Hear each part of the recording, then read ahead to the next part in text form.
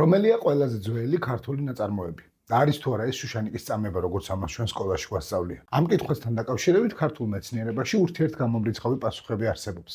რომელი ტექსტები შეიძლება იყოს შუშანიკის წამებაზე უფრო ადრინდელი? ამ სტატუსში შუშანიკის წამებას შეიძლება ორი ტექსტი შეეცილოს.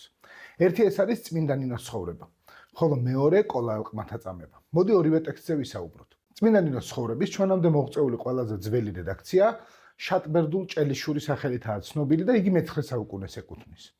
თუმცა აი ამ რედაქციაში, რომელშიც ნაწარმოები ნაწყვეტ-ნაწყვეტაა მოყოლილი, ამ ნაწარმოების ავტორებად დასახელებულია თავად წმინდა ნინო, აბეათარ მღვდელი, სალომე უჯარმელი და მირიან მეფე.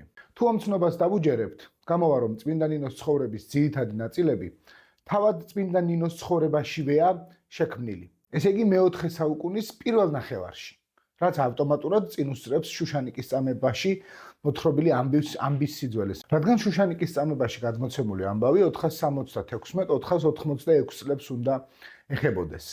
რაც შეეხება კოლა ელყმათა წამებას. კოლა ელყმათა წამების ტექსტი შეტანილია მე-10 საუკუნის მრავალთავში. ტრადიციის მიხედვით, აქ აღწერილია მე-9 საუკუნეში მომხდარი ამბავი. თუმცა ქართველ მეცნიერებს ამ საკითხთან დაკავშირებით განსხვავებული მოსაზრებები აქვთ. კორნელი კეკელიძე და ივანე ჯავახიშვილი თვლიდნენ, რომ ეს ნაწარმოები მისი ენიდან გამომდინარე ნამდვილად მე-9 საუკუნეში შეიძლება იყოს შექმნილი, თუმცა იქ უფრო ადრინდელი ამბებია აღწერილი. პავლე ინგოროყვა უშუალოდ ათარიღებდა ამ ნაწარმოებს და ამბობდა, რომ ამ ნაწარმოებში მომხდარი ამბავი სავარაუდოდ მე-4 საუკუნის საქართველოს ამბავი უნდა იყოს და თავად ნაწარმოების პირველი ვერსიაც სწორედ ამ პერიოდში უნდა იყოს შექმნილი.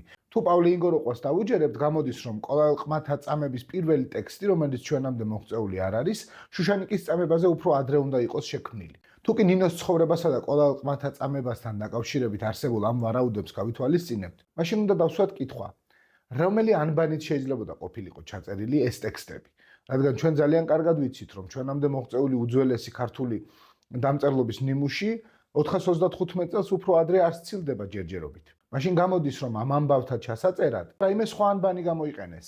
უძველეს ქართულ ნაწარმოებებთან დაკავშირებით უფრო მოგვიანებით მე ჩემს YouTube გვერდზე აუცილებლად მოგიყვებით. უფრო ვრცლად და უფრო დაწვრილებით. მანამდე კი არ დაგავიწყდეთ ვიდეოების მოწონება და ჩემი არხის გამოწერა.